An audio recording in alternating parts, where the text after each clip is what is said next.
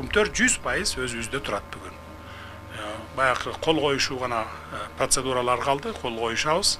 Эч кандай ал жерде проблема болбойт. Құмтөр жылына 1 миллиард алтын казат, 1 миллиард долларга. Анын жарымы расходторуна кетет, жарымы таза киреше болуп калат. 400-500 миллион доллар таза киреше. Биз май айында алдык, майдын аягында. Азыр 200 миллионго жакын таза киреше Құмтөрдүн шотунда турат. Биз аган тиелекпиз. Могу жасап аткан иштерибиз республика боюнча биздин өзүбүздүн гана ошол баягы бюджеттин ичинен гана уурдалып кетип аткан жерлерди токтоп, салыктан, бажыдан, ошондон жасап атабыз. Эми Құмтөрдүн акчасын Кудай буйрса жаңы жылдан кийин көрөбүз мунун үзүрүн. Бир 300 миллион доллар менен январь айына киребиз. Бул 30 жылдын тарыхында мындай болбоптур. Биринчи жолу болуп атат. 2009 жылы болгон экен, мага финансисттер айтып берди. Анда бирок Россиядан келген 200 миллион Россия берген экен. Биз азыр эч кимден албай өзүбүздүн 300 миллион доллар менен киребиз. Ошону бөлүштүрүп беребиз.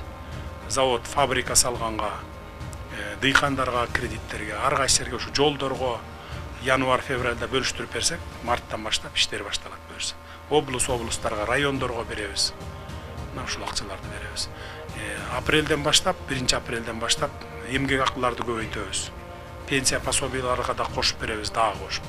Мугалимдердикин, медиктердикин, милиция кызматкерлеринин, аскер кызматкерлеринин көтөрүп беребиз. Мына бүгүн жаңы имарат ачтык Жалал Абадта деген медицина кызматкерлеринин 8000 зарплата алат экен, 8000 сом. Эми чынына келгенде бул өтө аз. Биз кошуп берели деп мына ушундай пландарды жүргүзүп атабыз.